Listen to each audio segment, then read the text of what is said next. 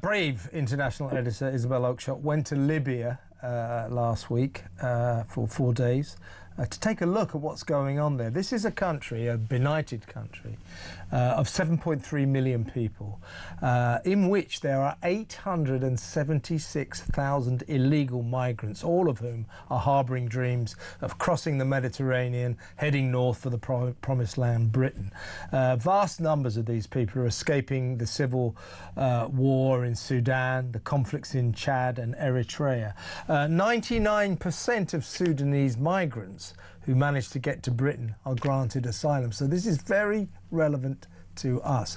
Italy is giving Libya quite a lot of money for them to try to stop the boats leaving Libya. This is Isabel's report from Libya. It is a Talk exclusive. Enjoy.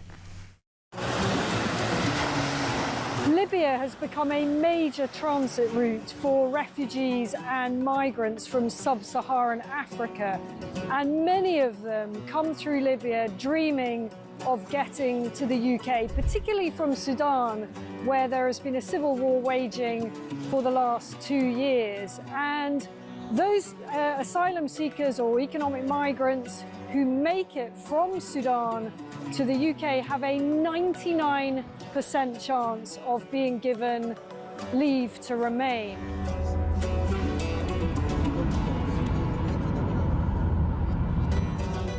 So I spent several hours talking to immigration chiefs here in Benghazi on the east side of Libya. The Libyan National Army has a very good grip on the immigration problem, albeit fighting against a huge crisis with limited resources.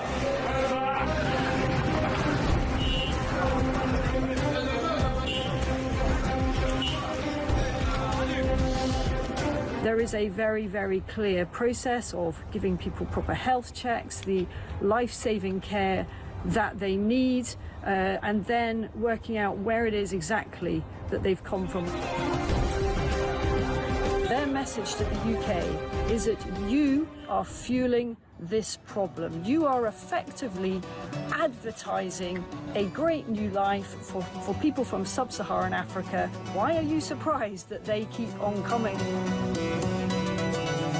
I actually said, you know, what do you think happens when a guy from Sudan comes up through Libya and makes his way all the way to the UK and gets put in a luxurious hotel and provided with everything? Beans, hash browns, salad, eggs, tomatoes, lovely. What do you think that guy is going to do? I tell you what he does. He rings his friends back in Sudan, messages them through social media and says, guess what, guys? You know, you wouldn't believe the new life I have here. How about you come too? And, you know, what they said is often that is recruiting new migrants who had never even thought of making this perilous journey. And make no mistake, it is a perilous journey. We see it from the end point. We see the channel crossing as the dangerous bit. But actually where these journeys begin is in the hot desert. Many, many tens of kilometres have to be covered on foot by these migrants, and as many as 1 in 4 do not make it.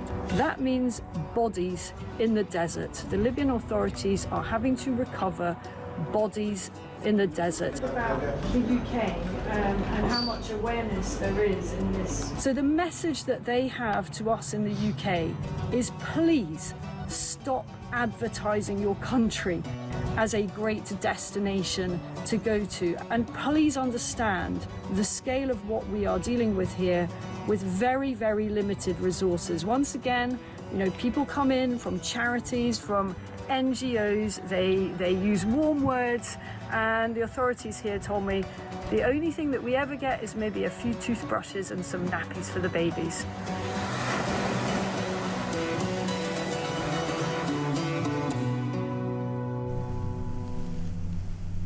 Excellent report, Isabel.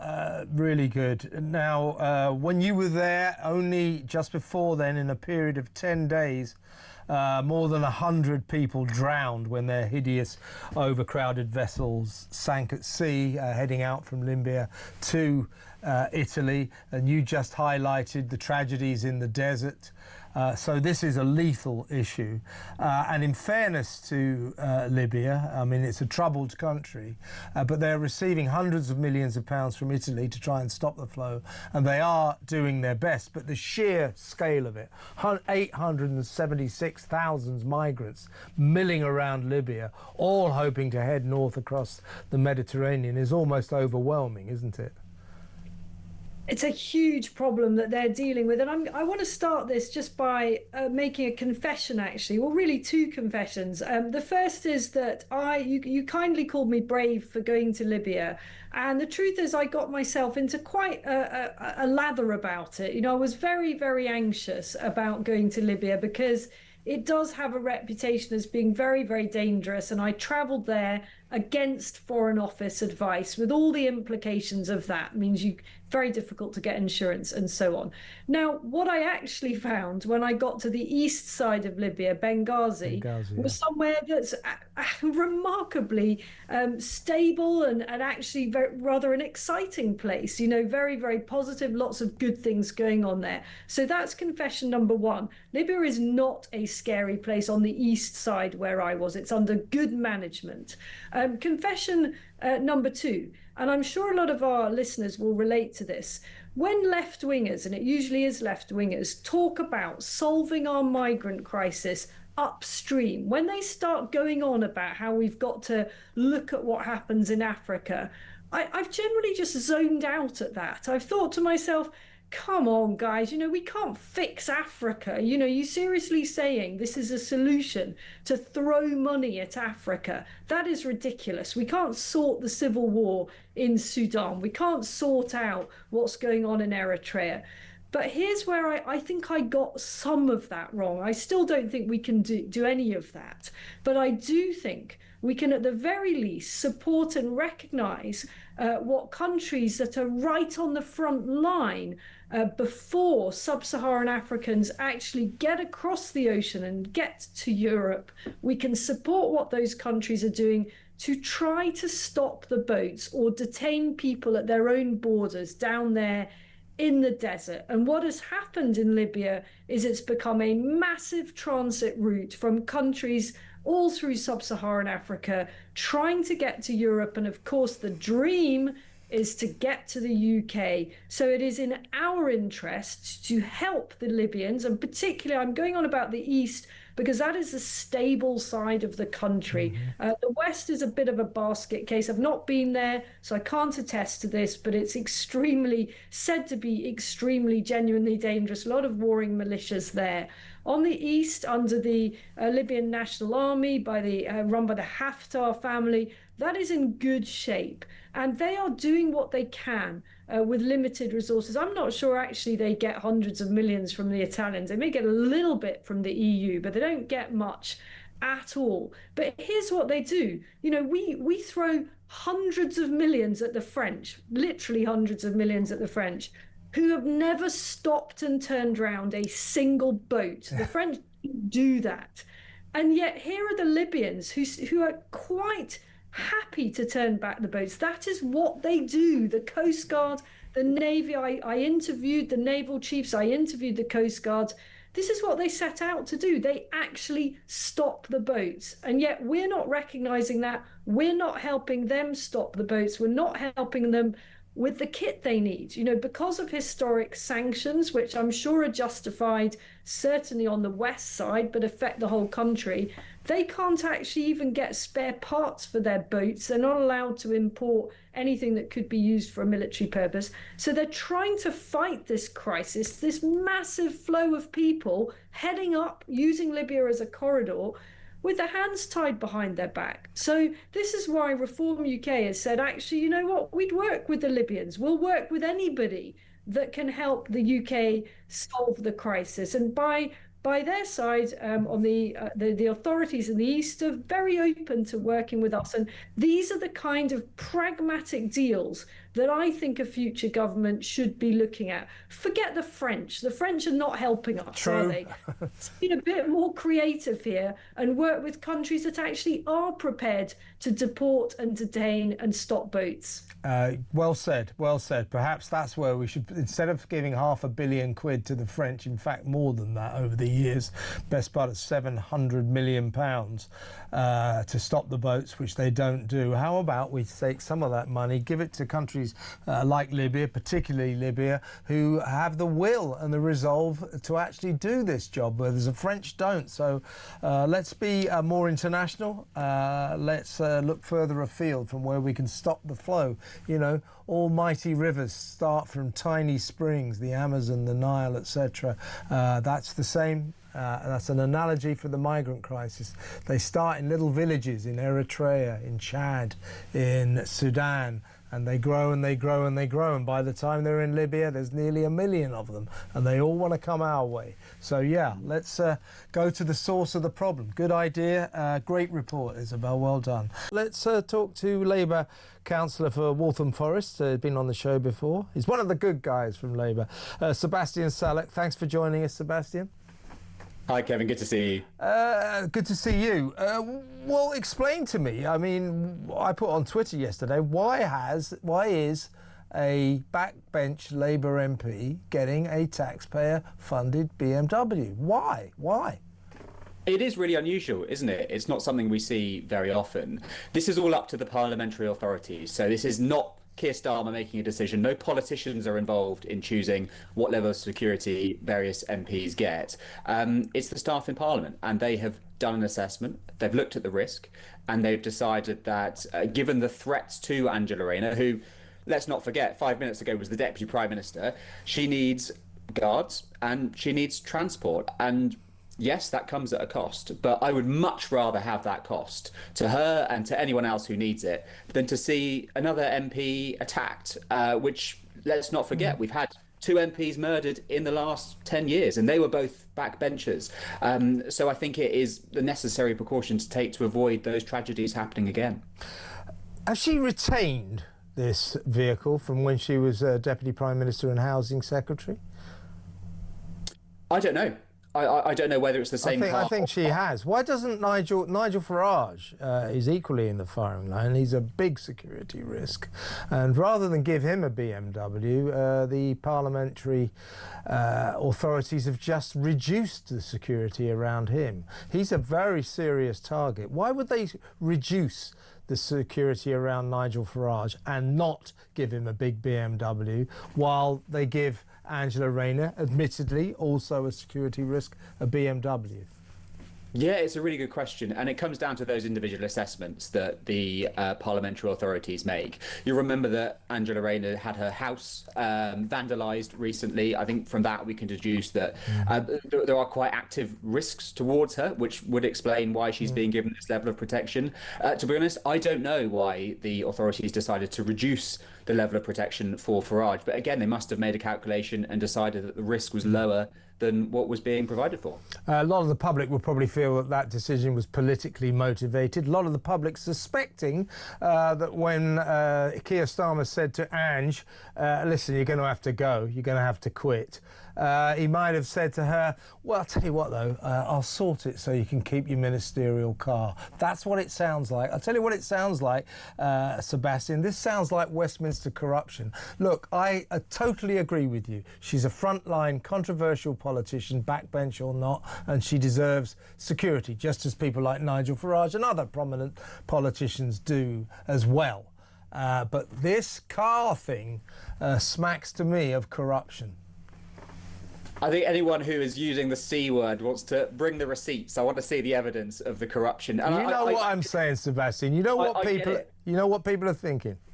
It's a brilliant tabloid story. Look, when I first read the headline... It's a brilliant story. Never mind tabloids. No, you're right. Yeah, fair enough. Fair enough. You know, when I saw the headline of Angela Rayner's partners driving around in her car, I thought, what's going on? This is crazy. And then I read the actual story and saw that that's nothing of the sort. They're just ferrying some bits from his place to hers. You can completely understand why she wouldn't want to be there to do that. Yeah, well, my feeling about Sam Tarry borrowing the car and using it, I thought, well, OK, some people get very worked up about that. I'm not worked up about that. I'm slightly worked up about why the hell taxpayers are funding a massive, great, very flashy BMW four-wheeler for a backbencher. That seems excessive to me.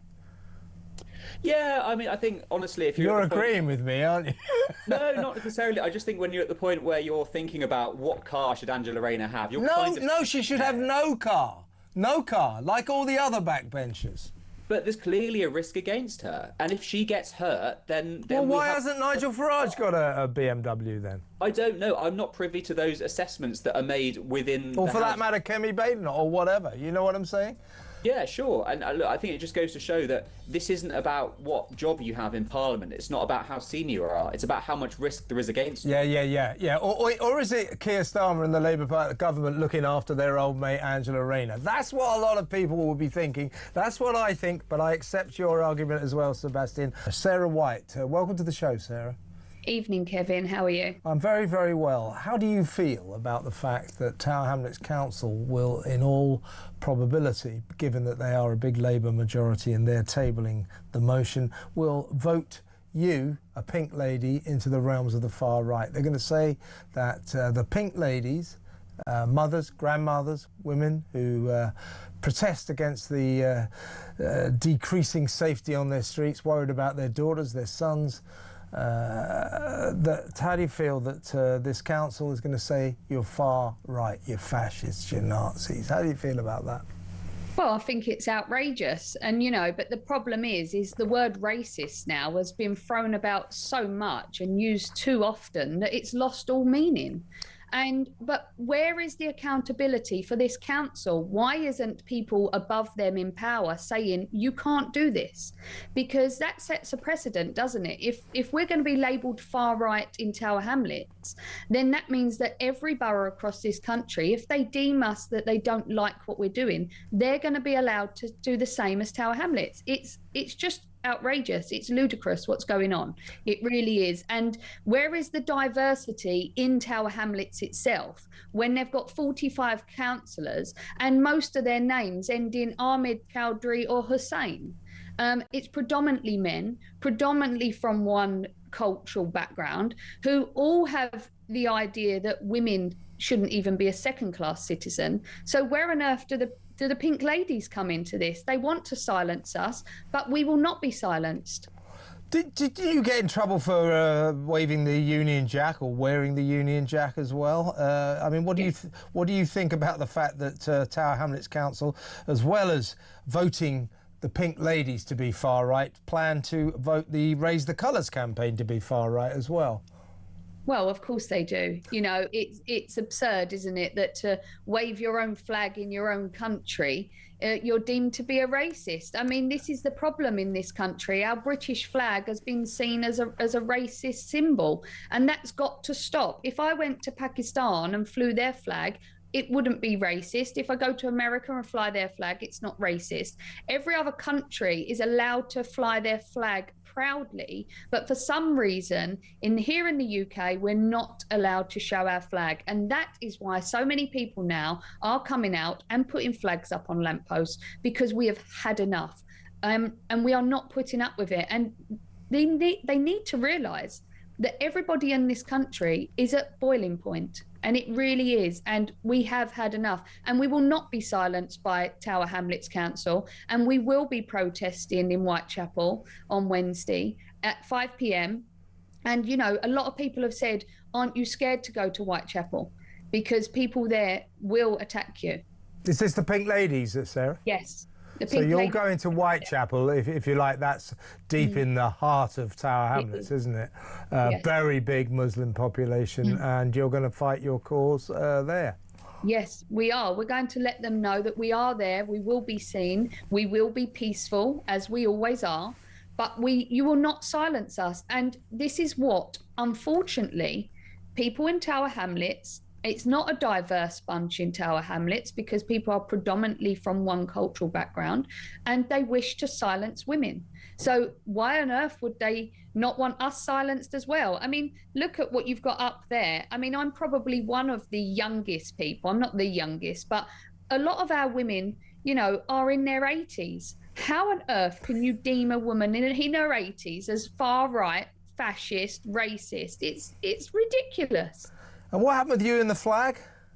I held the flag over the council offices and I was brutally arrested by 3 police officers, kept in a police cell for 24 hours. I've been charged and I appear in court next Wednesday. And what is your offence, your alleged offence, if you don't mind me telling? So my alleged offence is that I deferred from the route of a procession. The procession was laid out by the police commissioner the day before to go from the Bell Hotel to the Civic Centre, and the police didn't know that the Civic Centre was the council offices, and they was the stairs that I was standing on. So I didn't defer from a route, and no common sense is kicked in with any officer, apparently. Well, it sounds to me as if essentially, you've been charged with that most heinous of crimes, holding the national flag.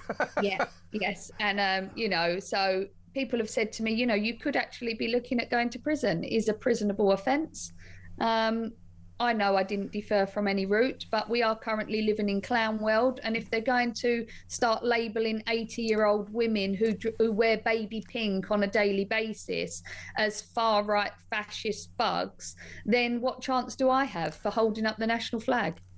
Well, I hope you'll be okay, sir. I really do.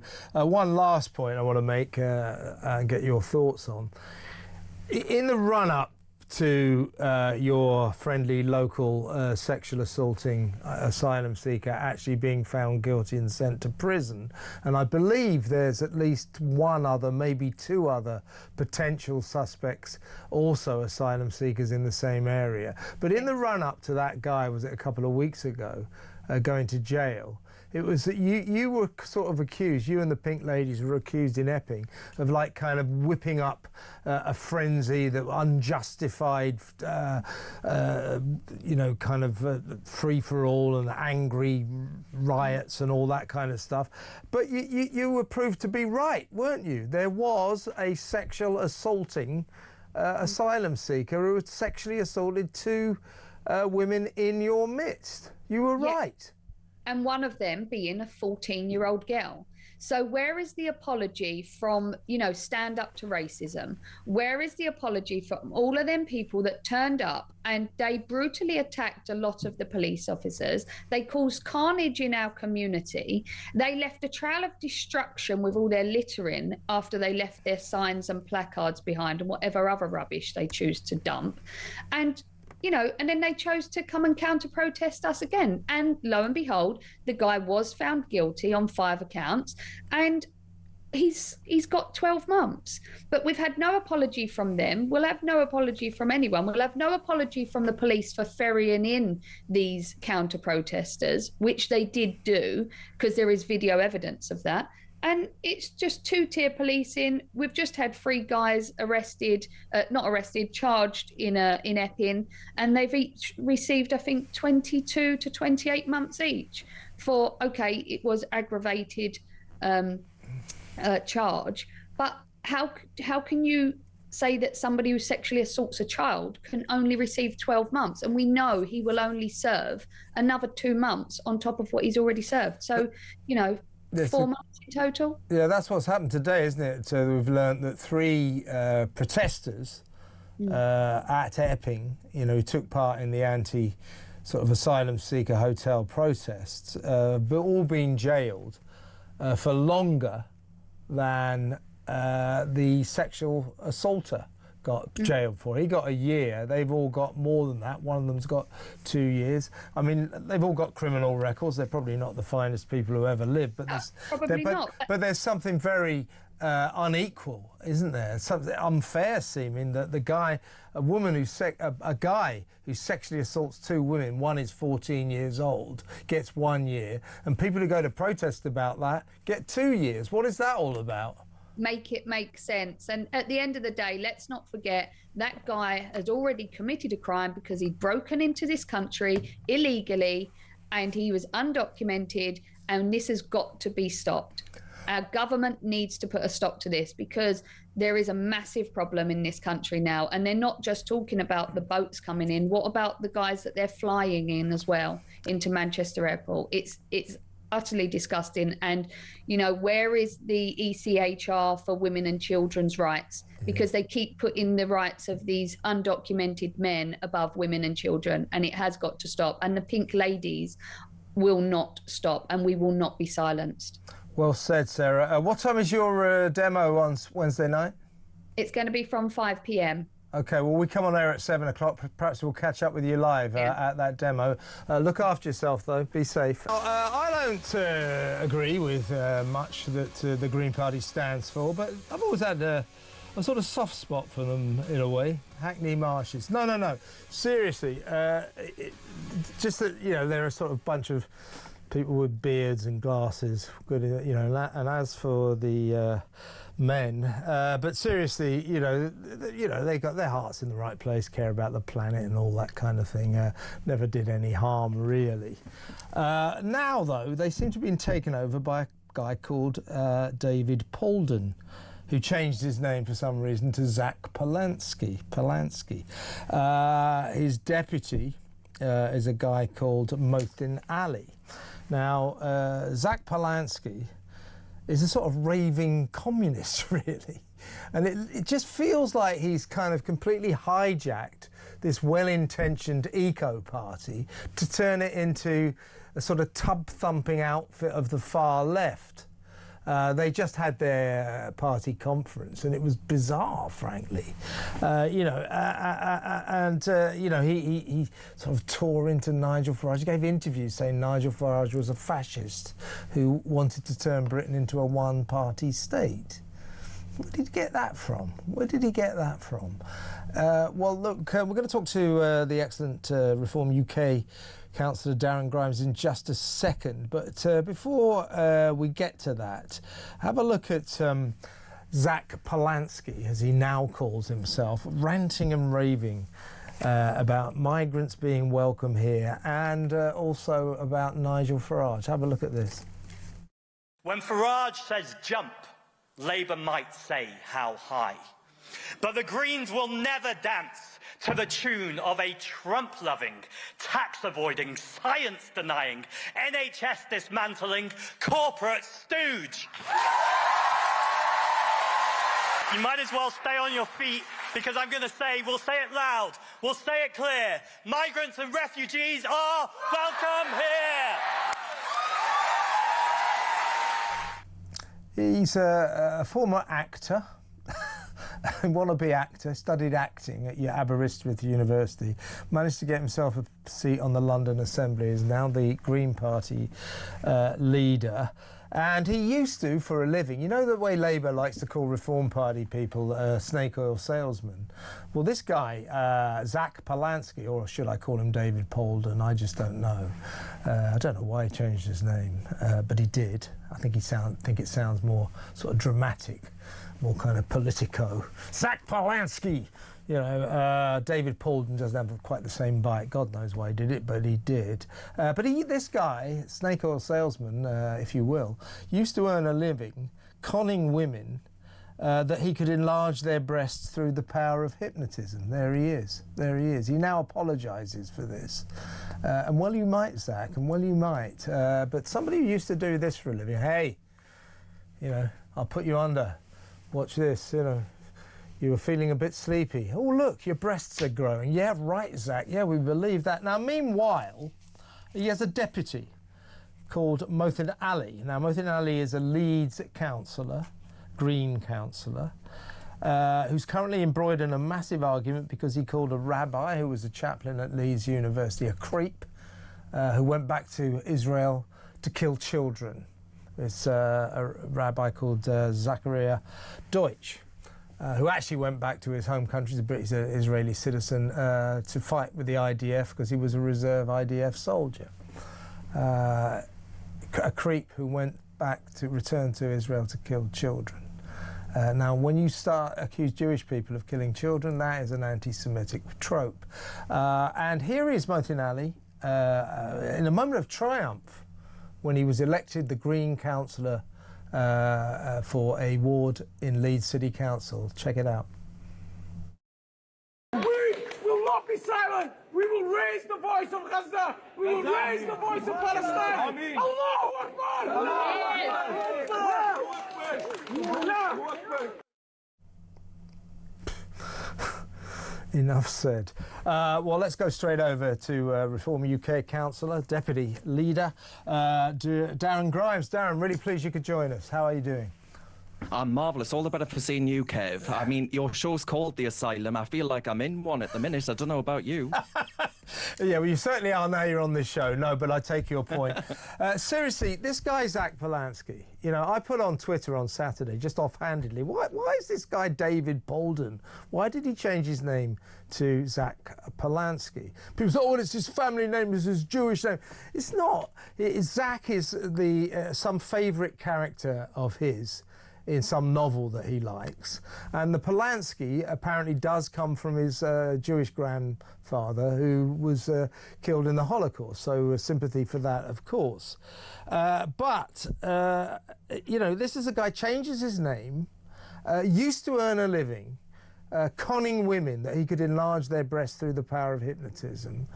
And is now ranting and raving about Nigel Farage wanting a one-party state, being a fascist. You heard that sort of almost comical avalanche of socialist left-wing cliches from him. I mean, as I say, I used to sort of have a bit of affection for the Green Party. I didn't agree with them, but I admired their commitment to their cause, and they only wanted to make the planet a better place. But they've been hijacked, haven't they, by some kind of ranting communist, as far as I can see.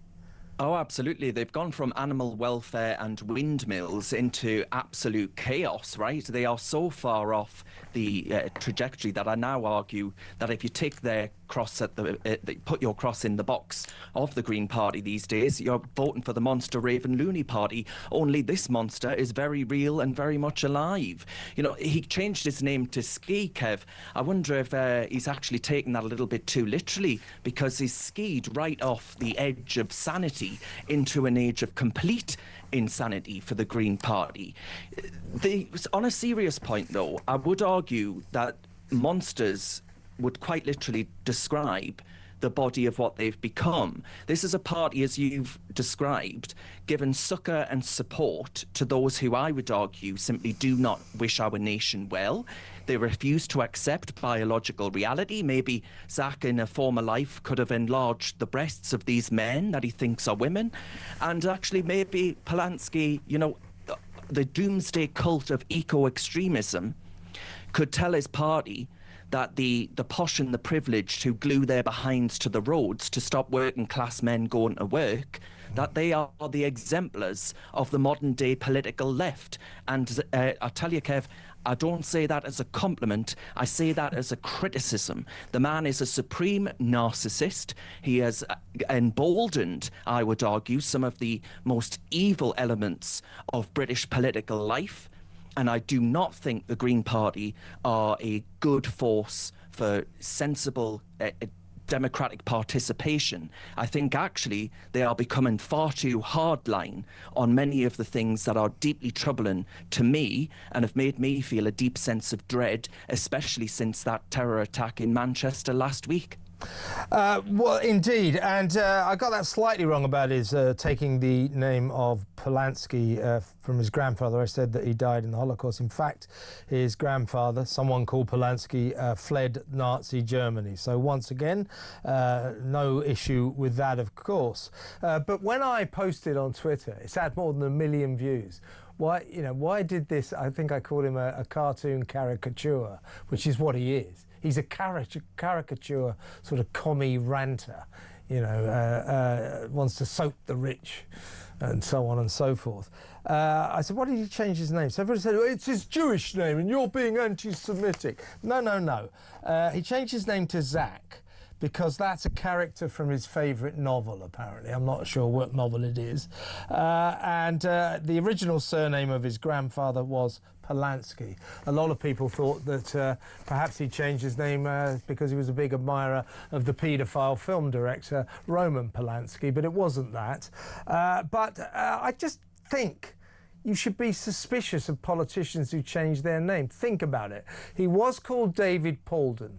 Now, on the pulpit, in headlines. You know, it's like sort of Lenin. That wasn't his name. Doesn't Lenin mean man of steel or something? You know, like these communists change their name to something tough and catchy and strong. This guy, David Polden, changed his name to Zack Polanski. He said he didn't like the name David because his stepdad was called David, and I didn't like being a little version of my stepdad. Yeah. This is just smoke and mirrors. This is nonsense. This is a guy who wants to have a catchy name that he thinks will make him look good in the headlines and on pulpits, and people like that, they're called frauds. They're not to be trusted, are they? Well, I think he is a fraud. You know, he left the Liberal Democrats, presumably, you know, getting involved in local politics, as the Lib Dems do quite successfully. You know, we have found that we have to actually model the Lib Dems strategy when it comes to local elections and local politics. But he's gone from the Lib Dems to being the face of a party that rejects not just science, but actually rejects decency as well. You know, you mentioned earlier, Kev, that he says he was scathing of Nigel Farage, and that Farage wanted to create a one-party state. Well, I as you said, I don't know where he's gotten that from, probably in one of his hypnotist sessions. But he has defended that deputy leader who did call the British rabbi a creep and accused him of going to kill kids.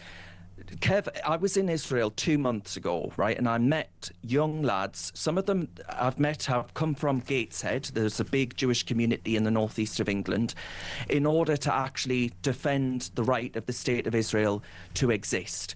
The idea that these young lads, some of them from Britain, who go out to Israel, who may well not come back, Kev, go out there with the sole intent of killing children, is a sick and disgusting and twisted smear from privileged middle-class prats whose moral compass is so well and truly skewed and broken that I have no idea how they manage to look themselves in the mirror on a morning. Absolutely, Darren.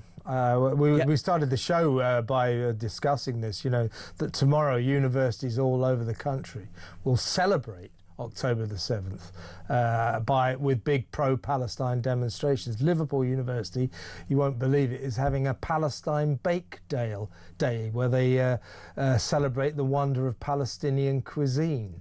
And it's called Time for Dessert is on the posters. Can you believe that? It's so insensitive. Now, also, let's remember with old Zack, or David Polden, in the early 2010s it was, he worked at a place in Harley Street, a very expensive area of private medicine, for the Cognitive Hypnotherapy and Transformative Coaching Clinic, called the Lewis Clinic, where he conned women into believing he could enlarge the size of their breasts with the power of hypnotism. So that's the kind of guy we're talking about. Let's briefly also talk about his equally worrying deputy, Mohsin Ali. We just played him when he was triumphant in his ward being voted onto Leeds City Council. You know, you heard about it, the glory of Palestine, Allahu Akbar, and all that. I mean, what is that about? Now, as you quite rightly just said, this guy, Mohsin Ali, has been embroiled in a massive row with a rabbi, a guy called Zachariah Deutsch, who was a chaplain at Leeds University. After the October the 7th horror, in 2023, Zachariah, who was a reserve soldier for the IDF, went back to his home country as an Israeli citizen to perform his duty for the IDF.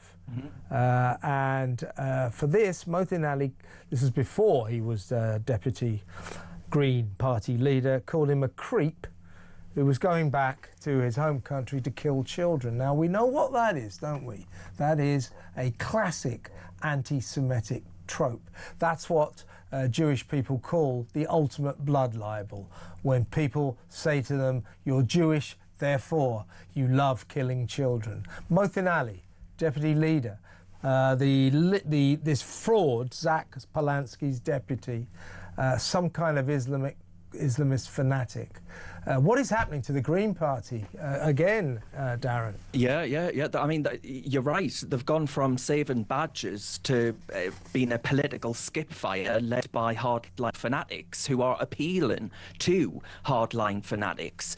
You know, they investigated Mohsen Ali for those comments that you rightly point out, and he suggested that Palestine had the right, Hamas had the right, to fight back after October 7th. And the outcome of that, Kev, is that they don't shun him. They don't say, well, this man is beyond the pale, and that actually the beheadings, the rapes and all the rest of it that took place on October 7th. You know, I remember I was there 2 months ago, as I say, Kev, and I saw an ambulance which a young girl was hiding in with a group of others. And this young girl had been shot in the leg, and she thought that that ambulance was her road to safety at the Nova Music Festival. She ended up being blown up in it by an RPG, and they only found out that she was in it months later because they found her pendant, her necklace, on the floor of the rubble that was left from that ambulance. And this, the idea that that is a fighting back for a good cause, to me, is utterly sickening. It is a form of as you rightly identify, classic anti-Semitism, that blood libel. It isn't tolerance that they're promoting. I think it's moral cowardice. It is a sickening endorsement of the kinds of things that lead to, after a terror attack, protesters being jubilant on the streets of both London and Manchester where it happened. And Labour mayors don't come out to condemn it, don't say it shouldn't happen, don't ban it, prescribe it in the way they have other protests. So I find the whole thing a sickening display of the moral depravity that British politics is heading in by pandering to some really quite vicious extremism within our country. They've gone from being the politics of the Women's Institute to the politics of the Westminster Institute for Insanity and Barbarism, Kev. That's what they're doing Well said, Darren. Let me ask the audience that. What do you think? I mean, what is going on with the Green Party? These two people, this dangerous duo, I would suggest. You've got Zack Polanski, David Polden is his actual name. Why did he change his name? Why? Because he wants to get noticed. It's great to have Alex Phillips back. Kev and Alex ride again. How you doing, Alex? I'm all right. Crosstalk. Crosstalk, yeah. Right, let's get serious now, because today I think has been a depressing, kind of almost chilling, sinister, alarming day all across Britain. Quite why universities have become havens of outright racism. What has happened to students now that they're not only anti-Semitic, they celebrate their racism, they celebrate their Jew hatred, they think it makes them good. Really worrying. We saw this awful woman in Muswell Hill in North London cutting down the ribbons, also thinking she's a good person, with this kind of demonstrative act of vile Jew hatred, vile anti-Semitism. It's not the hostages' fault. What does she think she's doing? Unbelievable. Before we talk about all this, and I want to particularly reference our Prime Minister and our Cabinet in just a moment, Gideon Falter, the Chief Executive of the Campaign Against Anti-Semitism, who you may remember, I think it was about a year ago, was stopped by a copper and told not to cross the road because there was a pro-Palestine march, and said, no, I can't let you go across because you're openly Jewish. Gideon Falter also released a very, very powerful statement on the night of the synagogue attack last Thursday. But here's Gideon yesterday confronting the BBC. Have a look at this. In your statement today, you singled out the BBC. And in your statement, you said it's the bias and moral collapse of the broadcaster that has essentially turned them into spokespeople for Hamas. You can't seriously think that the BBC is a mouthpiece for Hamas. Unfortunately, I do, and it's not just me. We do polling of the Jewish community, and over 92% now of British Jews feel that the BBC's coverage of matters of Jewish interest is unfavourable. But on the Hamas point specifically, first of all, the BBC can't bring itself to call Hamas a terrorist organisation.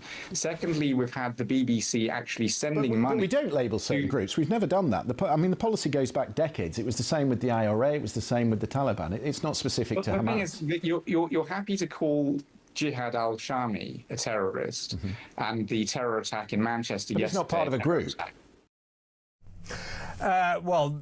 Gideon there pointing out the obvious that the BBC, the Campaign for Anti-Semitism talked in terms of the BBC's moral collapse and how it had effectively become a spokesbody for Hamas, still refusing to call those rapists, thugs and murderers terrorists, which is exactly what they are. But I think that kind of sickness has definitely infects our current government and our Prime Minister. My first question to you, Alex, is why is it, do you think, that to this day, since last Thursday, where Keir Starmer, Shabana Mahmood, all of the cabinet crew can't stop reminding us that this was a terrible attack on Jews just because they were Jews. Yes. I think we kind of worked that out. Are you ever going to mention who did it? Are you ever going to mention the religion of the terrorist who attacked the synagogue? Are you ever going to do? They haven't done that yet. I think that is an absolute scandal, don't you? Yeah, and also they're trying to equate what happened, the vile and appalling attack on the synagogue in Heaton Park, with two random fires at mosques around the country. Well, one of those fires, as we know, in Kettering, was actually set alight by a Muslim man. Allegedly, he's been charged with it, let's be fair. Charged, whether that's a sort of false flag or otherwise. The other one, there's big question marks over who the perpetrators of Peacehaven were as well, because video footage shows men who seem to be appearing in Urdu. And so, you know, the fact that they want to create some sort of moral equivalence is just for the birds. And, you know, Shabana Mahmood has in her authority the ability to ban the pro-Palestine marches. Only she can do it. The Met Police have said to her, please do it. We can't police these things. It shouldn't be happening. They make all of these platitudes, these noises, and yet they're not actually going to go there, are they? And they really should show some backbone and do that. But the problem is, Kev, of course, is the far left are huge sympathisers with Islamism. The two go hand in hand and have done since time immemorial. And that's what we see going on today, whether it's the intelligentsia of the sort of middle classes who tend to staff the BBC, whether it's the sort of posh kids on campuses at universities. If you look back actually to Nazi Germany, the working classes weren't the ones who turned out for Hitler. It started in academia. It started with journalists. It started with lawyers and teachers. And this is, for some reason, this is something perhaps because they both have a hatred, a sort of bitterness and envy at the world, and anybody seems to be rubbing along happily and having a good time, so they kind of want to destroy their own country and their own people because they feel like misfits, that they partner up with those who also despise the West. And without doubt, we know in this government, as much as the Keir Starmer got his, you know, special bins from Lord Ali and tries to look more like a human, we know what he is. We know what Lord Hermer is. We know what that cabinet is. We know what their ideology is. We know that they bitterly and viscerally despise this country. They hate patriotism. They hate Britain. They want to destroy it. And my God, aren't they doing a good job? So I don't think we should actually have to listen to or even analyse their vacuous words, because they lie. Yes, they do. And the recognition of Palestine, I mean, the most craven act of our craven Prime Minister was to recognise Palestine, he said, because it's the right and moral thing to do. No, Keir, we see you. We know why you did that. You did that because you're trying to shore up the Muslim vote, the 4 million Muslims who live in this country. You want their votes come the next election. That's why you did that. I don't know if you saw it last week, but on the night of the horror, I interviewed John Mann, Lord John Mann, a guy I've always had quite a lot of time for, and I still do, but I don't think this was his finest hour. I said to him, was the Prime Minister, in the light of what's happened, in the light of the fact the Jewish community is saying this violence at the synagogue is down to the recognition of Palestine, you ennobled anti-Semitism, you thrilled Hamas, you did what they wanted. The Jewish community say recognising Palestine led to the attack on the synagogue. I said to John Mann, was the Prime Minister right to recognise Palestine? Do you know what he said to me? Bearing in mind he's a Labour politician, a former Labour MP, he said that question is not relevant. And he would not answer it. Now, he's one of the better ones. But what we've got him, we've got the Labour cabinet, probably every single Labour politician in the land, refusing to accept responsibility, refusing extraordinarily to say that the person who attacked the synagogue was an Islamist terrorist, a Muslim maniac. They won't say it. That's a disgrace. It is a disgrace, and I don't know if you saw the social media post put out by Humza Yousaf of the SNP the other day after the arson attack on the mosque, and he said, this is what happens, this is what happens when you blame an entire community for something relating to the attack on the synagogue. And I was like, dude, you should have put out that text on the Thursday, because what happened at the synagogue is what happens when everyone blames every single Jewish person on earth for what is fundamentally going on in Israel and in Gaza. We know that in huge swathes of Islam, there's baked in anti-Semitism. They want to wipe the Jews off the face of the planet. While they're at it, they wouldn't mind getting rid of us Christians as well. But it seems to me now in this country, we've got to a stage where our establishment is afraid of Muslims. They're afraid of them. They need to appease them. There's a Batley school teacher still in hiding somewhere. There's another rabbi who the deputy leader of the Green Party called names, and he and his family had to go into hiding. They're terrified of any sort of backlash. I mean, remember the furore over the thugs in Manchester Airport? Took ages for those guys to get charged. And instead we had hullabaloo outside the police station. They made it look like it was some sort of George Floyd incident. We are constantly in this country having the tail wag the dog. And the problem is those people who are Islamists, who want to actually stir up trouble, they like to play a card called the grievance narrative. They always have to paint themselves as the victim. We're oppressed. There's Islamophobia. We're not treated the same way. And they use that as their platform, as their springboard, essentially, to go after reprisals. But it's not. They are the ones who are the aggressors, more often than not. But I just think what's gone on now is too many people. We've seen it in the grooming gangs as well. Too many people, whether it's social workers, the police force, teachers, the government, lawyers, everybody's terrified of this population, who currently make up about 8% of the entire demography of the UK. And you think, where are we going to go from here? If we're now appeasing Islamism and we're too scared to call it by its name, I really think we're in a dark, dark place. Have a look at this, Alex. I'll show you my interview with John Mann. This was on the night of the horror. It was raining, and I just thought this was a reasonable question. But have a look at this. Prime Minister right to recognise Palestine? That's an irrelevant question. Well, was he right? Can I ask you, was he right? It isn't an irrelevant question. I'm sorry, John. Absolutely. I'm sorry, John. You're out of order. You're out of order. I am not out of order. It is a perfectly reasonable question. Was he right to recognise Palestine? It's an irrelevant question. Do you think it's irrelevant, John? Are you joking? Are you joking? It is not an irrelevant question.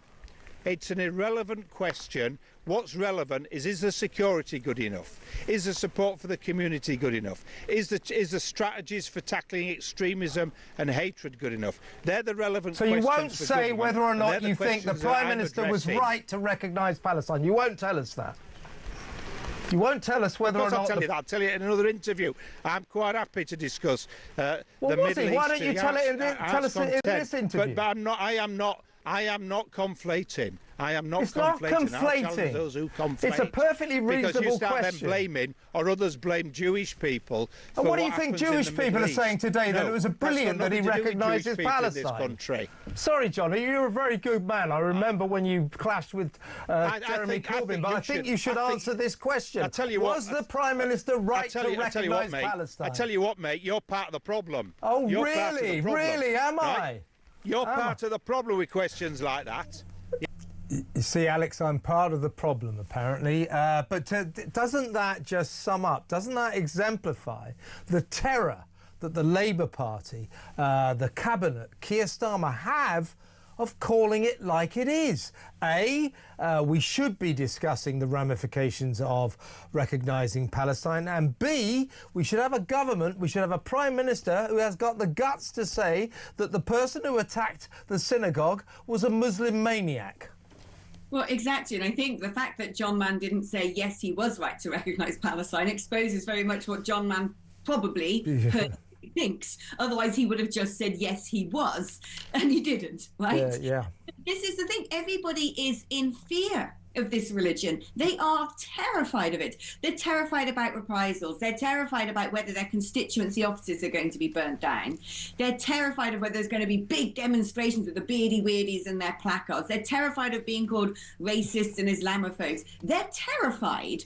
And that is a very unhealthy position to be in, because especially our people who make legislation, who make decisions on our behalf, democratically, they should be able to do that without fear or favour. And I'm afraid for too long now, it is clearly obvious when the Muslim community, the aggressive Islamist Muslim community, say we want this and stamp their feet and make demands, everybody just acquiesces.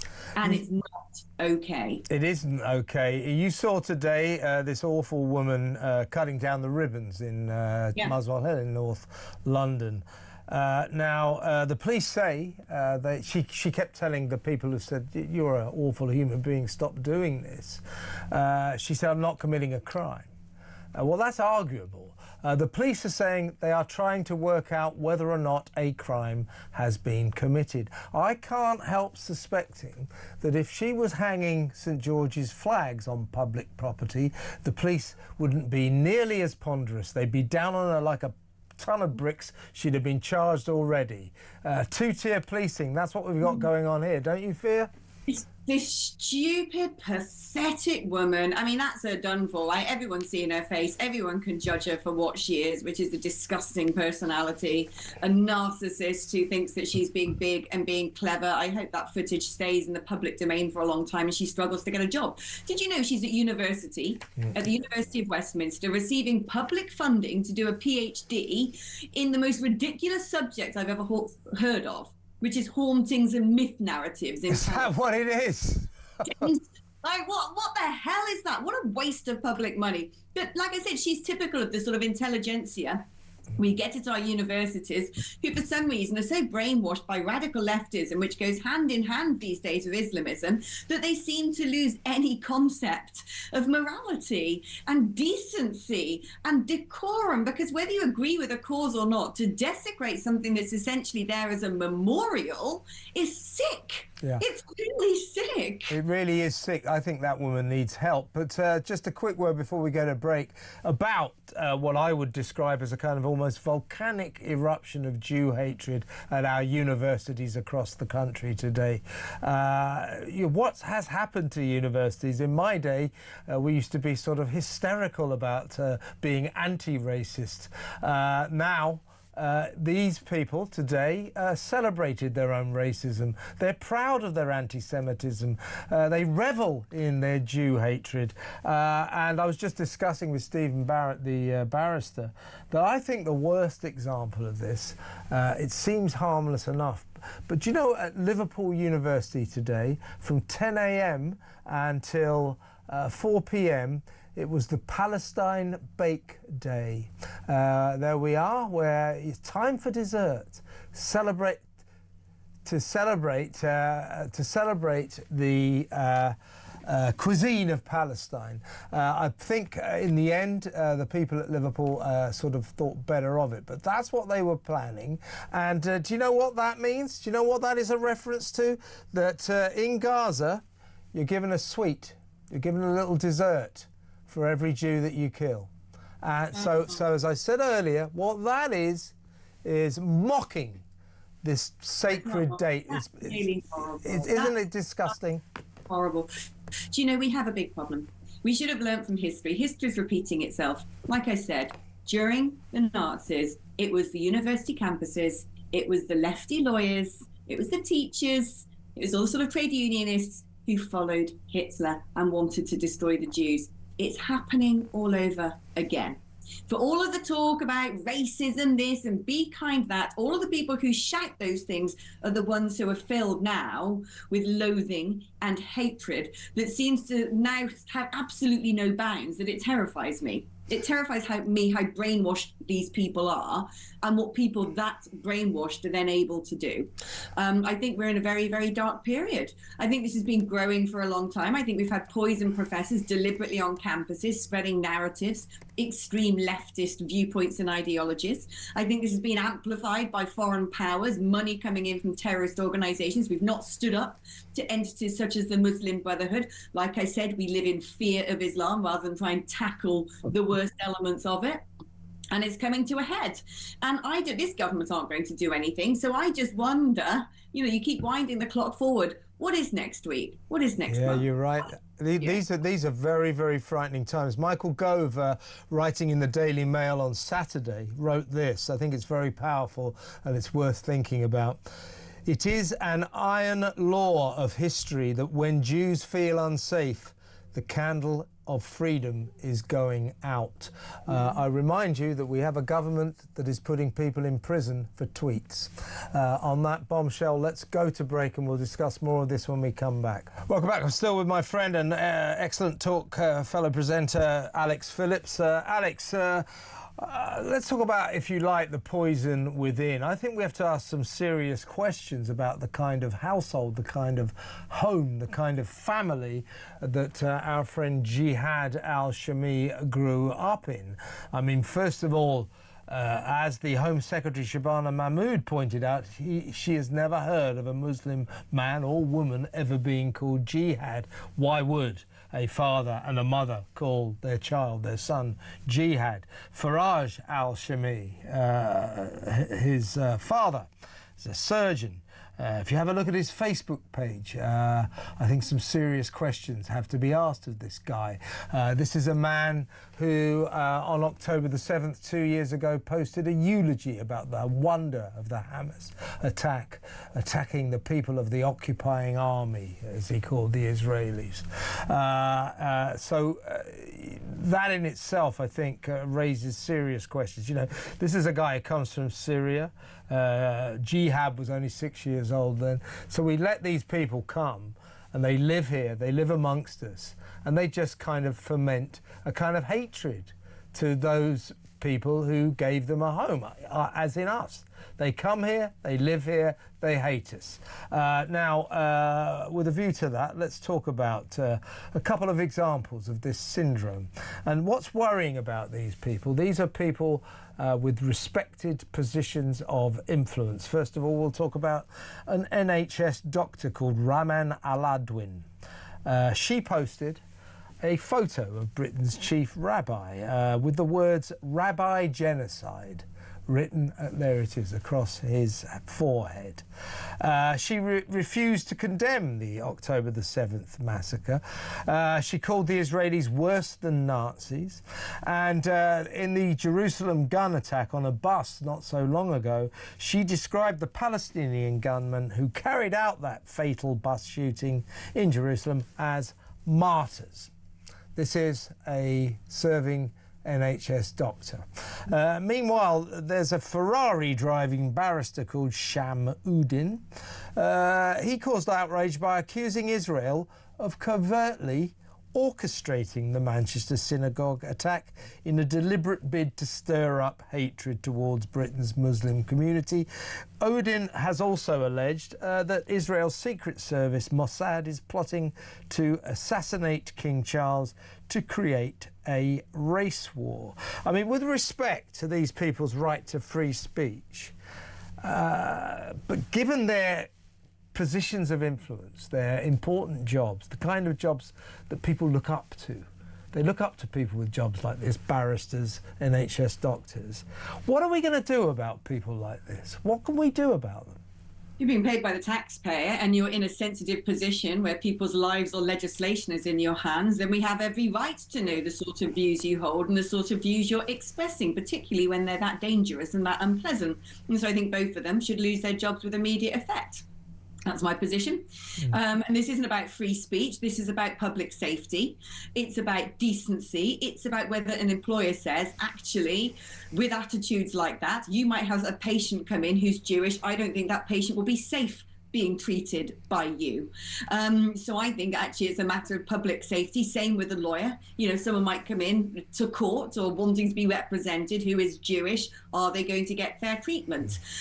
So I think in these particular positions, it'd be the same with teaching as well. Then it'd be perfectly viable for the employer to say, I'm sorry, we're going to relieve you of your position because unfortunately your ideologies and the way you're expressing your views is not in keeping with the high expectations of your particular profession. But I think we need to stop taking loads of people from these war zones, loads of people from regimes where terrorism runs amok, because you don't know if you're getting the terrorist.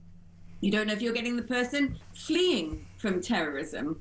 And by and large, I think that, you know, most people who come from particular parts of the world where there has been a huge amount of civil unrest and strife probably have wildly different ideologies to our own. They're not in keeping with our ideologies. And frankly, if someone has been given refuge, such as Farage, what's-his-face, the father of jihad, I think the Home Office have a duty of responsibility to monitor what they're saying and doing, because that keeps the public safe. And clearly, the public were not safe because his son went on to commit an atrocity at a synagogue. And Kev, we're in a world of pain now. Yeah. We're in a world of pain. Among the 27,000 Afghans that we're bringing in on that scheme ever since there was that data breach, how many of those people might have similar views to the father of jihad? Yeah. How many? Exactly right, and this is the problem. Now, you know, later on in the show, I'm going to be talking to a Muslim who is full of sympathy for the Jews and is ashamed of the attitude of some of his fellow Muslims towards the atrocity on October the 7th. So it's important to point out that a lot of Muslims are very decent people who understand the horror that innocent Jews suffered 2 years ago. But as you allude to, as you point out, we are letting in to this country, you know, thousands and thousands of people. We have entire communities across the north and in places like Birmingham, where, I'm not saying all the people there are like this, but there are significant sections of our Muslim community, people who live here, who barely speak the language, and frankly, who hate us. They hate our culture. They hate everything about us. What are we going to do about this? Why do we keep letting these kind of people live here? Well, I think we need to actually have a more discerning attitude towards migration. Frankly, we need to stop migration full stop. It's out of control. I don't think we can afford to take many other people. I think we should encourage those who come from warmer climes, if they want to go home, to do just that. We need to stop living in fear of them. We need to stop appeasing them. We need to be more robust about defending our own culture and our own values. So whether that means saying we don't believe in slaughter without there being pre-stunning, then all of a sudden you're not having halal meat in every single school and hospital and wherever else. And they might kick up a fuss, but fine. If you really want to live a halal existence, you know where you can go and do it. I think we should ban the burqa. That is very simple. It is a matter of security and integration. There's absolutely no reason why we as a country should allow people to completely cover their faces. A lot of Muslim countries don't. I think we should actually enforce a situation where we don't have hijabs in schools. Now, if a young woman chooses to wear a hijab, past a certain age, but then that's one thing, of course. But I don't think we should have hijabs in schools. I don't think we should necessarily have faith schools that aren't of the Judeo-Christian persuasion. I think that Jews need their own schools, quite frankly, because we've seen already how at risk their community is. But otherwise, we should have Christian schools, Catholic schools. I don't see why we should have masjids and Muslim schools. We're not a Muslim country. And this whole idea that we have to bend to become one, because they've come here. No, they are the ones who are supposed to adapt to our way of life. But the problem is certain Islamists, and I will say Islamists, not necessarily Muslims, certain Islamists regard themselves as part of the Ummah, part of the world of Muslims, and they don't care what bit of land on planet Earth they're on, because it doesn't matter to them. They don't believe in a country. They don't believe in statehood. All they believe in is the Prophet Muhammad and his teachings. And they also, some of these people, have quite a radical viewpoint that the world owes them everything, that if you're not a Muslim, you are essentially in servitude to them. And so they'll happily come to your country and live off the welfare state, have you go out to work from, 6 a.m. until sundown, while they sit up, having lots of kids and doing nothing. I mean, what about the appalling thing that the NHS put out the other day, normalising cousin marriage? Yes, unbelievable, which is medically dangerous, medically dangerous. And it's actually costing more to the NHS than birth defects brought about by alcoholism and smoking. So, I mean, we've got to a point, like I said, we're appeasing.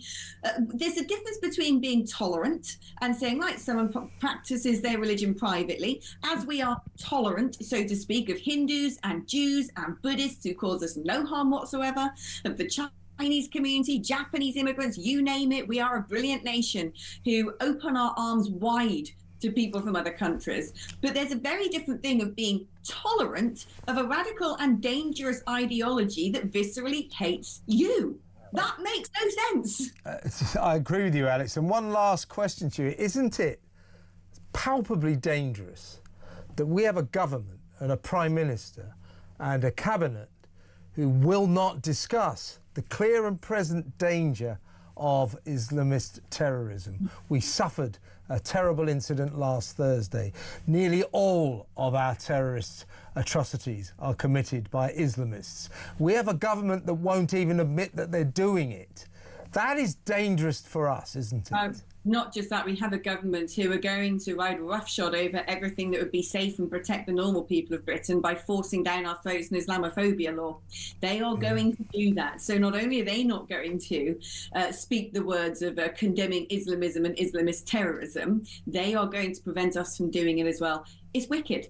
I don't understand why they viscerally hate the West so much that they would team up with some of the most barbaric medieval practices on planet Earth to really drive the knife in. But it seems to me that that's what they're doing, and we're in an extremely perilous situation. It's going to go up like a tinderbox, and it's going to go up like a tinderbox sooner than later. I don't like saying it. I don't like to believe it. I don't live in London because I firmly am of the view now that something big is coming. Because like I said in the earlier part of the show, wind the clock forward a week, a month, a year, 2 years, 5 years, 10 years.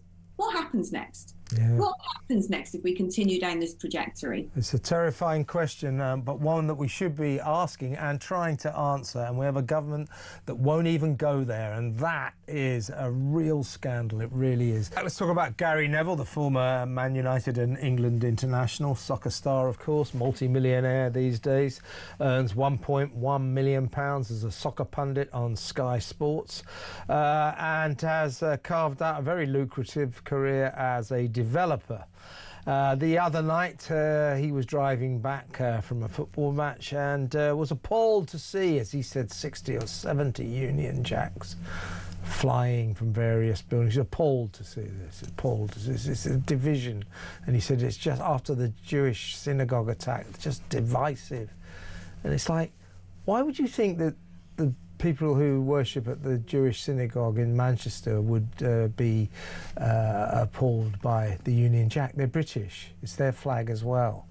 Either way, Gary Neville was furious when he went to his development site, a £400 million office development site on Bootle Street in Manchester, where he saw that the construction workers there had put up a Union Jack flag, and he ordered it to be taken down. Now, we played his initial comments yesterday, but here's some more from Gary on his dislike of the British flag. Funnily enough, on one of my development sites last week, there was a Union Jack flag put up, and I took it down instantly. And some people might be watching this and thinking, well, Gary, you're not very patriotic. I've played my country 85 times. I love my country. I love Manchester and I love England. But I've been building in this city for 15, 20 years, and there's no one put a Union Jack flag up in the last 15 to 20 years, so why do you need to put one up now? Well, because people are at the moment gathering around our flag, rallying around the flag. There is an outburst of patriotism going on. Raising the colours is the campaign. And it's not uncommon to see flags hanging over construction sites. Now, what's happened today, Stephen, is that the workers on that construction site have rather angrily retaliated against their boss, as they call him, because he said, well, they're basically suppressing our political views, our love of our flag, just because he doesn't agree with us. And moreover, it turns out that there was a Union Jack, a net flying, and next to it was on the 5th floor of this construction site, this office development, was a Moldovan flag for some reason. Presumably there's a few workers from Moldova on that site. And there was one other unspecified flag as well. Gary had no problem with the Moldovan flag or the unspecified flag, but demanded that the Union Jack came down. Meanwhile, today, as we know, by the way, of course, he said that the people putting up these flags all over the country are middle-aged, angry white men, which is arguably racist. And not true, by the way. It isn't just middle-aged white men, angry or otherwise. That is nonsense. Meanwhile, the former Apprentice contestant turned self-styled media commentator Sarah Khan, she's joined the fray by branding flag fires, people who put up flags, as a bunch of saddos who drink a lot.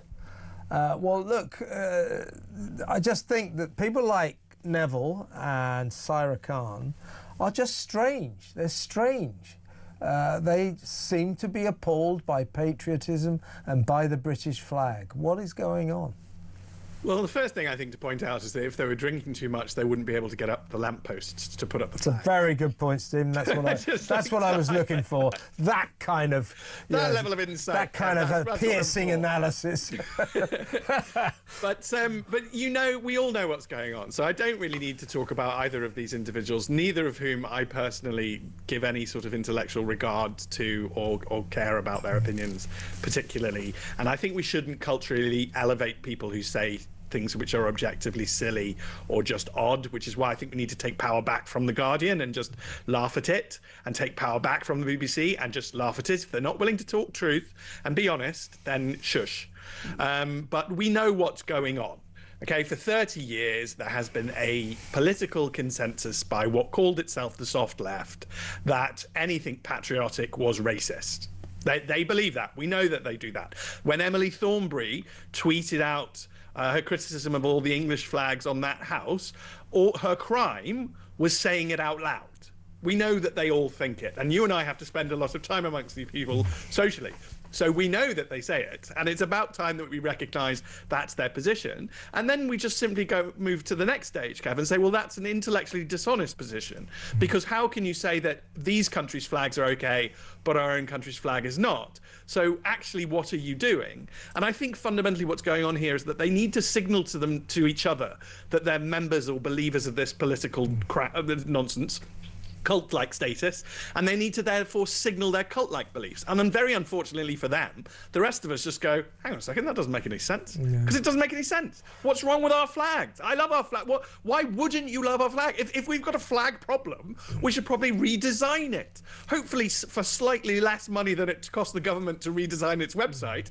But, you know, what's wrong with our flag? Yeah, I was talking to one of the Pink Ladies last night, who tomorrow night, or more than likely, will be officially branded far-right by the councillors of Tower Hamlets. And now this is a lady, she's a Pink Lady, a great lady called Sarah. She's been out there protesting against, asylum seekers committing sexual assault on local women.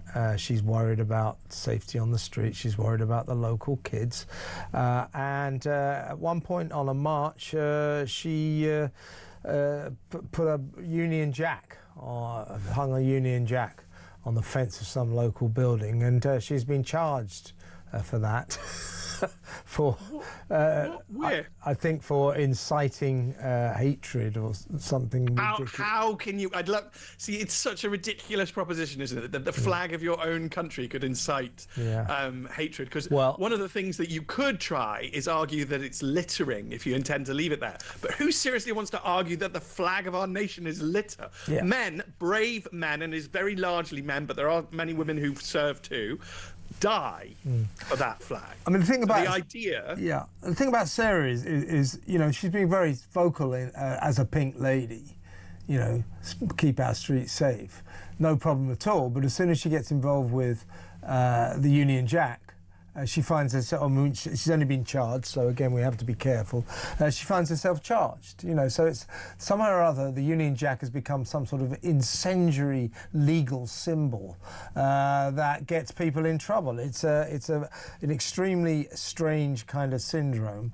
And I think the most telling thing though about Gary Neville's diatribe on LinkedIn, funnily enough, he put this film in LinkedIn, didn't put it on social media, was he sort of all these flags I saw all over the place. He said, this on this day of all days after the synagogue attack, so divisive, so divisive.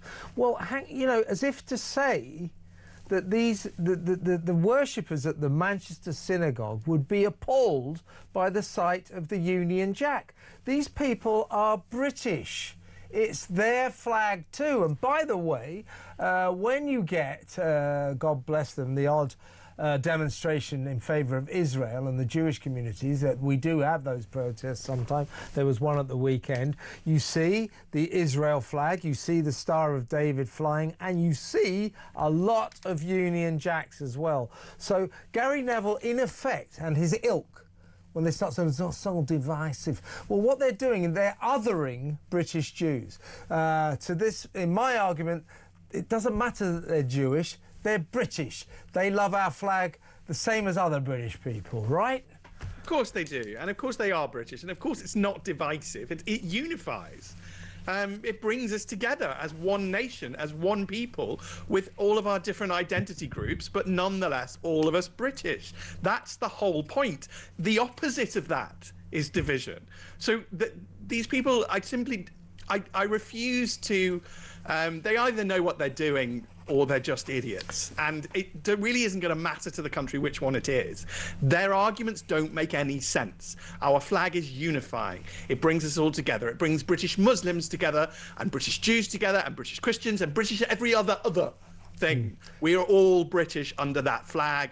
And as I said, brave people died to protect it, and we should, and many of us do, rightfully honour those people. So to pretend that it is in any way divisive is simply intellectual mush. Well, Neville and his ilk choose to interpret the Union Jack and indeed the St George's flag as symbols of nationalistic extremism. The rest of us choose, quite logically in my view, to interpret the Union Jack and the St George's flag as symbols of patriotism. And these people seem to dislike people who like their country, who are proud of their country. I think their view, the views of people like Gary Neville are pernicious and should be stamped out, to be honest with you. We better go to break now, Steve. When we come back, just by way of a kind of amusing break, let's talk about some absurd wokery. There's a particularly egregious example we need to discuss.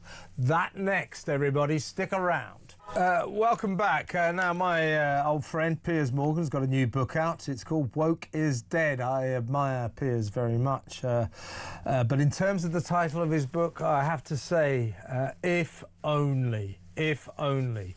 I think wokery got kind of killed almost stone dead at a stroke by that brilliant speech by Donald Trump after he was voted into the White House for the second time. In one speech, he kind of felled wokery forever.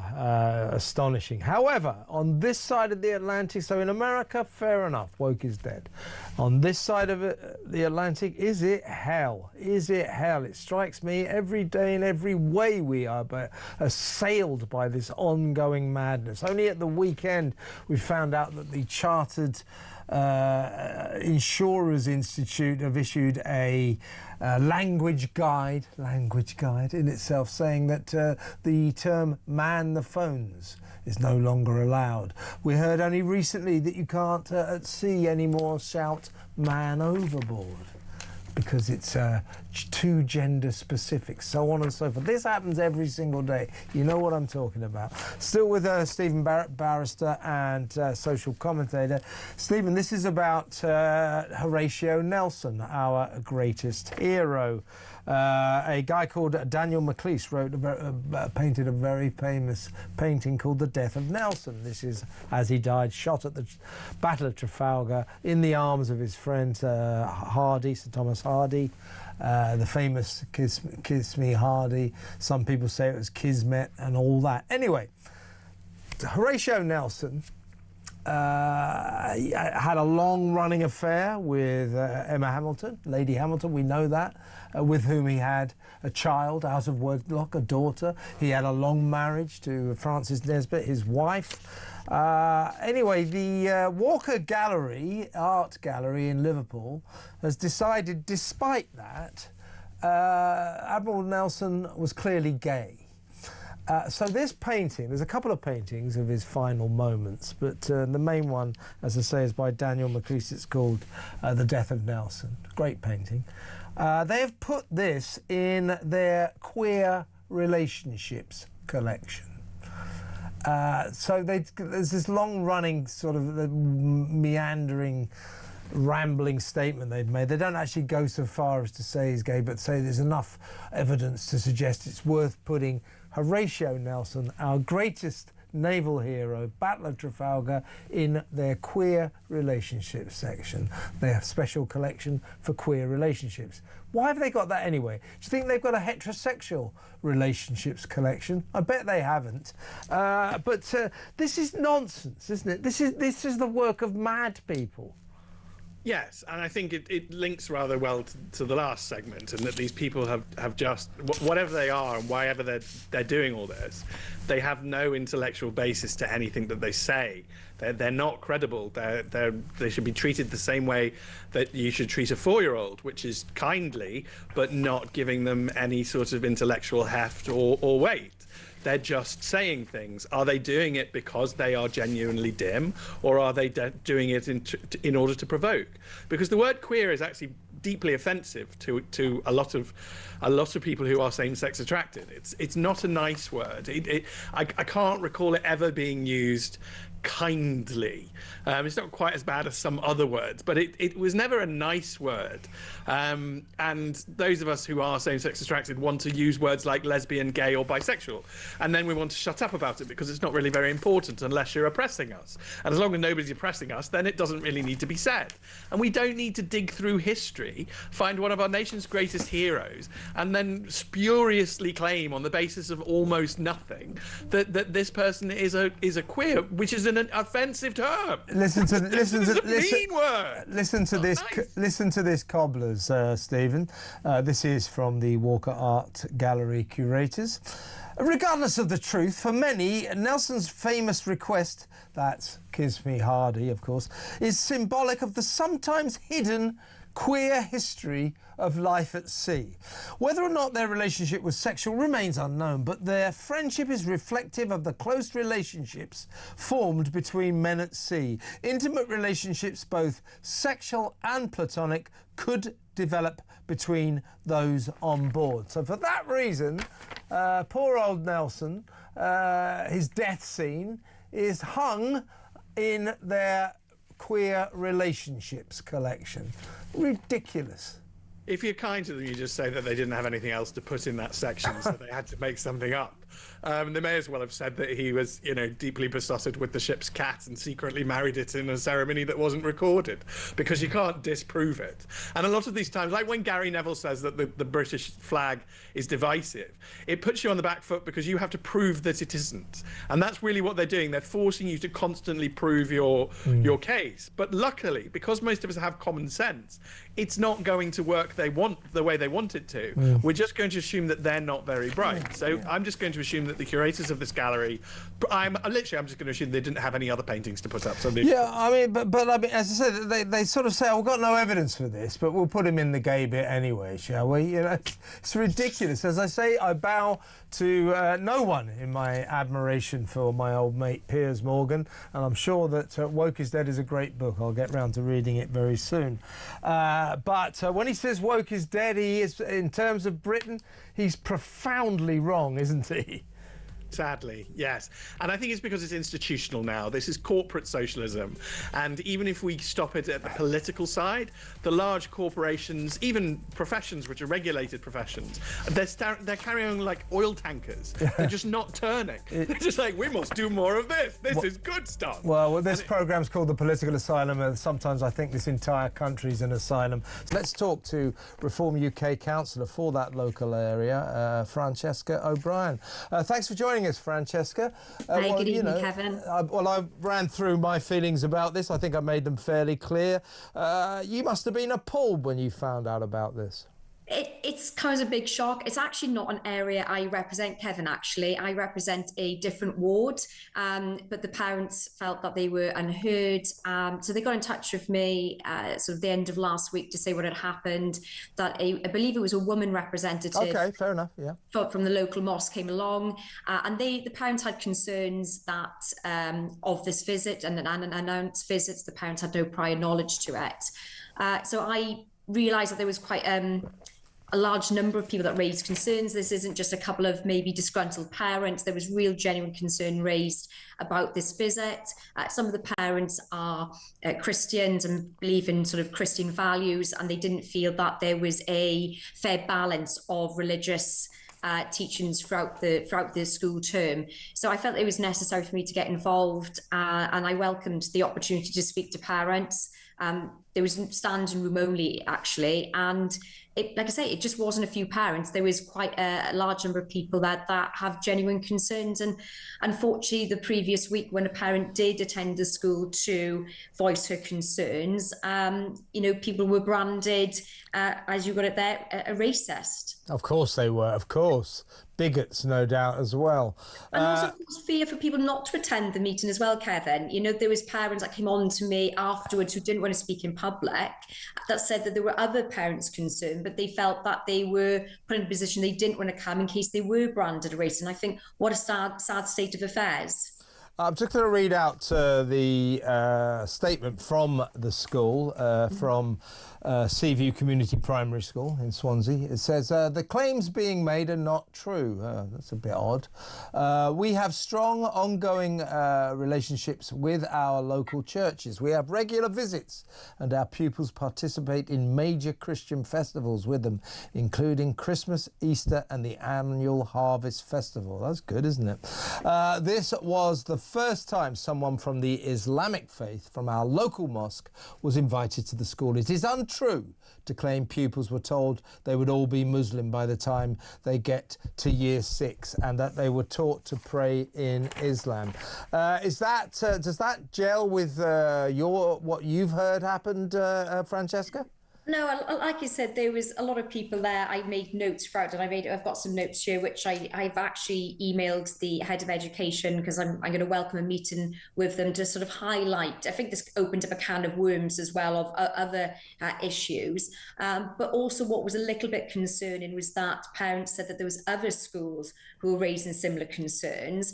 And it's a shame that it is like that, because, you know, I've got 2 young boys, they attend a local school here, and I can't fault the school. I can sing their praises, because they have a lovely, welcoming community there where parent engagement is fantastic. And unfortunately, it appears that with this particular school, that's, or at least the parents are saying that isn't the case, and things need to change. What's at this primary school, the Seaview Community Primary School? Yeah. Are there? How many kids are there altogether? Do you know? Sort of. I've been told that there's been about between 120 and 130 attending there. Okay. How many of those kids are Muslims? I believe it's a minority. Okay. And even parents recognise that there is that need for religious studies. Mm-hmm. However, do we need to be doing that at age 5 and 6? You know, is it age appropriate? That's the other question we have. Yeah, and don't you think it's a bit strange that, you know, I mean, this is a Christian country. It's our official, absolutely, it's our official religion, and it is actually incumbent upon all schools to follow the religion of this country in their classroom. So don't you think it's a bit strange that we have regular visits and our pupils participate in major Christian festivals with them, including Christmas, Easter, and our annual Harvest Festival? I feel like saying you're supposed to celebrate Christmas, Easter and the Harvest Festival. They're saying it like, oh, isn't this great that we do this? It's a Christian country, of course we celebrate Christmas. Absolutely. And the other thing which I found was that some of the children could they knew the prayer for Allah. One actually phoned him up on a Friday night, a parent, and they put their sort of the child on loudspeaker. And I thought, well, I wonder how many actually know the Lord's Prayer in comparison, you know? So it is going to be very interesting. I welcome the meeting that I'm promised next week to sort of uncover and hopefully answer these questions, and rightly so. So we've got that transparency. But some of the claims I have heard are concerning. And are you happy with the veracity? I mean, it doesn't sound to me to be like something that a kid would pluck out of the ether and make up. Are you happy with the veracity of that kid's story? Yeah, the visiting Muslim lady said you'll all be Muslims by year 6. Like I say, I can't say exactly what was said, but I believe that there was one comment that when they were taught how to fast, the prayer, and what was the third thing, that by the time you're in year 6, you'll all be praying on mats. And I just thought, you know, I've got a 4-year-old son myself, so some of these children are just a year older, and I just think how much my son absorbs stuff, you know. Even when I'm talking to other parents, they're absorbing all of this, and I'm just wondering what sort of impact this is having on our younger generation. And like I say, it goes back to the fact of we should be upholding British values as well. You know, that should be core value, if anything. And it just seems to be the other way around. And it seems to me that parents, if there's somebody visiting from a mosque who's going to tell the kids, I don't think there's inherently anything wrong with an Islamic lady coming to the school and saying this is all about this is what we do and all that. I don't think there's necessarily anything wrong with that. Absolutely unless not. It gets a bit sort of brainwashy, you know, oh, you'll all be Muslims by the year 6. That I think is of concern. But I think that kind of visit is something that parents should be told about, right? Yeah, absolutely. And I've been informed. I've been speaking to parents since the meeting. Obviously, it's been sort of a move-in situation, if you want to call it that, since the meeting yesterday. And the parents have said that there was a newsletter where parents were notified. But I've read through the newsletter, and I can't see any notification of that presentation. So like I say, all the parents there, not all of them are Christian, some were agnostic, but they all felt that they weren't fully informed of what was the content. And like I say, it goes back to what I said earlier, was it age relevant? And at 5 or 6 years old, it's the terminology used, and that's where we need to be very, very careful. And the parents that came to your meeting, I mean, that's a big turnout, 100 parents. Yeah, I mean, it was probably less than that, but it was more than what I expected. Okay. And I think that just goes to show the level of concern. But like I say, what's more concerning is that I've been contacted by other schools who are sharing, or parents of other schools who are sharing similar concerns. But they feared, the fear they were expressing was that this school, the kids in this school were being subject to education favouring Islam over Christianity. That's basically the story, isn't it? Yeah, there was some definitely thinking that the sort of Christianity, or at least their views of Christianity, wasn't sort of respected. So when this child, I think who was 6 at the time, said, I'm a Christian, I don't pray on mats, and I think it was that lack of respect for the Christian faith. And like I say, I can only go by what parents have told me. Mm-hmm. Would all those parents turn up for the sake of it? No, I don't. And as a counsellor, that is my duty, is to listen to them. So I know I'm not elected by them per se, but if anyone that has got genuine concerns about that and felt that they're not being heard in the correct manner that they should be, then I'm more than happy to take up their case for them and find out those answers. Well, that's excellent of you, Francesca. Just before you go, going off piste slightly, you've got the Welsh elections coming up soon, and we keep being told that Reform UK is going to achieve something sensational. They're going to displace the Labour dominance of your fine country. Do you think that's going to happen?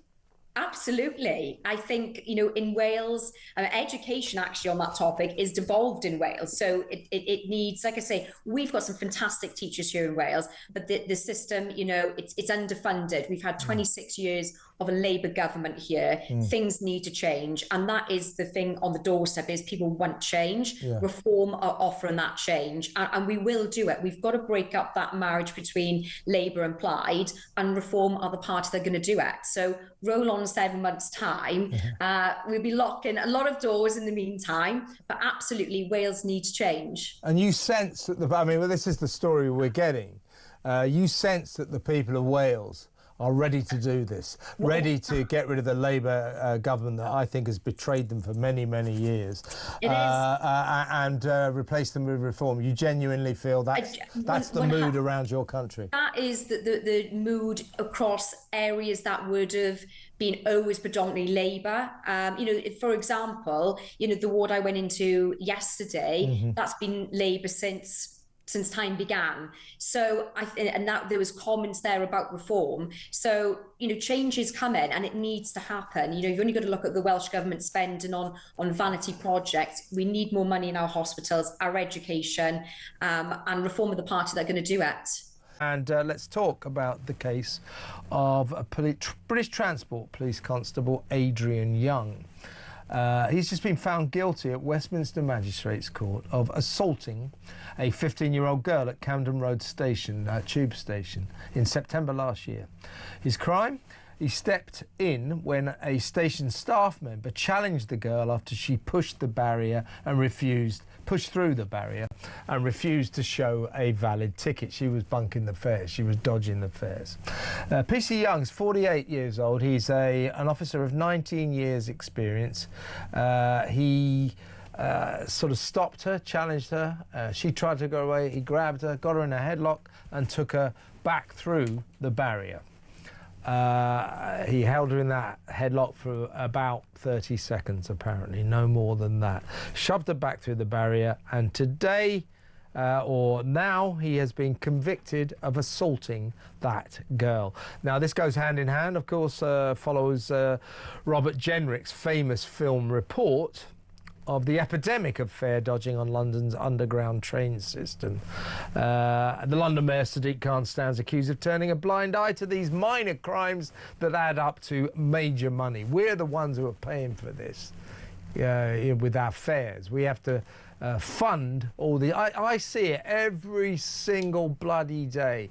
I mean, hundreds of them. And you're going through, with your valid ticket, because I'm a law-abiding citizen, folks, and, some guy bursts through with you. Sometimes 5 will burst through. They just bash through. Staff don't do anything about it. This copper tried to do something about it, and he's just been done for assault. What is going on? Let's talk to former Met Police Detective Mike Neville. This is a disgrace, Mike, isn't it? I agree, it's a disgrace, Kevin. Yes, it is. And we've not seen the full video of what's happened, so we can't really judge it from that. But I come on here and we criticise the police for not doing their job. Here we have an officer who's seemingly trying to do his job. And if you remember, there's a case of a PC, Perry Lathwood. He was the one who was on a bus, and the transport inspectors said, "Show me a ticket," to a woman, and then she refused. There was a big fight. He ended up arresting her, and then he ended up being convicted of assault. And all the woman had to do was show the ticket that she had.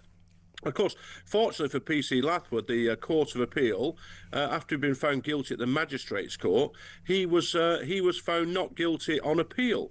And so I hope that the officer here has, can get to appeal. But as you say, you know how much I travel around the country. So with my big bag, I go through those double sort of doors on the tube, and invariably 2 or 3 people they swarm through. And get away with it. And the staff, as you say, just look at them. But the police are damned if they do and damned if they don't. Yeah, I mean, the other day, I can be a combative sort of a person sometimes, you may have noticed. And I was going through the barriers, the double barriers at London Bridge Station, and there were these 3 kids, I say kids, probably 18 or something, just trying to barge through. So I sort of did this, and I wouldn't let them through. And they were absolutely furious with me. Get out of the effing way and all this kind of stuff. I said, what you going to do about it? And they didn't do anything at all. But it was probably stupid of me, because I probably could have got knifed. Yeah. But, you go on the tube a lot. I'm on the tube every single day. Every single day I see this happen personally 20, 30 times. If we went down to London Bridge Station now, I guarantee we would see it. If we stood there for 15 minutes, we'd see probably 100 people barge through the barriers. The staff are pretty much told, don't get involved in case they've got knives. I kind of understand that. But we've got an epidemic here, as proved by Robert Jenrick when he made that film. And PC Young is 48 years old. He's an officer of 19 years experience. So as you say, we haven't seen the video, but I refuse to believe that an officer of that long experience would in any way go over the top. He pushed this girl back through the barrier. She tried to get away. He held her in a headlock. I bet you it wasn't over the top, and yet District Judge Nina Tempia has now adjourned the case for reports, him having been found guilty of assault. Now, if a police officer can't step in and tackle a fare dodger without facing a court case and a conviction for assault, what has become of this country? Well, the other thing to note, of course, Kevin, is that this Judge Nina Tempia belongs to the Doughty Street Chambers. This is the same human rights chambers as Keir Starmer belongs to. So you can just see it. We see it with the immigration judges, that they have a certain agenda, and now we have a human rights judge, no doubt very left-wing biased, making a judgment on this officer. The officer, I don't think, had any chance of getting found not guilty, but I can only hope that he does go to the Court of Appeal, and we can only hope it ends up with like PC Lathwood. But the police, we come on here, don't we? As I said, we criticise the police for not arresting thieves and vagabonds, and people are just sick and tired of it, aren't they? They're sick and tired of people just going into shops and stealing, going onto the tube and not paying, because then everybody else thinks, well, I'll do some of that as well. And the moment somebody steps in to deal with it, they're convicted. And this poor fella, he looks at, he's going to lose his job and his career, and it's just not good enough. I think we really need to look at this. Yeah, and other coppers, what are they going to think? You can imagine another copper standing around at maybe Camden Road Station or some other station, seeing a fare dodger and thinking, right, I'm not getting involved. So when you have coppers who are being sent a message, don't stop fare dodgers, You know, that is a charter for mass law breaking. It's ridiculous. Absolutely, and we see this with stop and search, don't we? We see it the stop and search that if officers don't stop and search, that no one ever criticises them. But if they do stop and search, they get accused of this crime of the century, of course, which to the establishment is an accusation of racism, and then they're liable to lose their job. So as you say, you're an officer. Why would you grab hold of somebody? Why would you try? Because if they run away and flee, no one's going to say, "Oh, that was a bad thing." But if you grab hold of somebody, hold on to them, then you're the villain. And it's what kind of society are we creating where this can happen? Yeah, and no word on what happened to the girl who bunked the fare, who dodged the fare. No, she didn't get done. You know, there's the prosecutor told the court, oh, he swung her around, got hold of her in a headlock with his arm around her neck. She was a 15-year-old child. And we say that a degree of force was unnecessary, not reasonable in the circumstances and not proportionate. You know, he swung her around, got her in a headlock. She just dodged the fare. She just bunked the fare. It's an officer of the law trying to enforce the law, and he's the one who ends up being nicked. This is ridiculous. What kind of person would try and bunk the fare when there's police officers standing there? Because he's obviously in uniform. This shows the society that we have. It's quite incredible that somebody would even think about it. But they think they're immune, and all this does is say to them, you are immune. You can just bunk the fare, you can steal from shops, you can do what you want, and nothing will happen to you. Indeed, the person who tries to stop you doing it, they will lose their job. And it's just absolutely terrible. It's just society is breaking down with these things. These minor rules and regulations that we all just go along with are being smashed.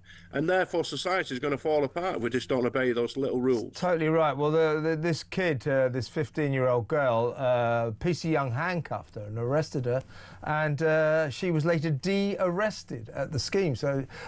So she got completely away with it. And now, apart from having been done for assault, as you say, I hope he appeals and I hope it's successful. But he's also going to face a gross misconduct hearing, which will probably ruin his career. There is something profoundly wrong here, Mike.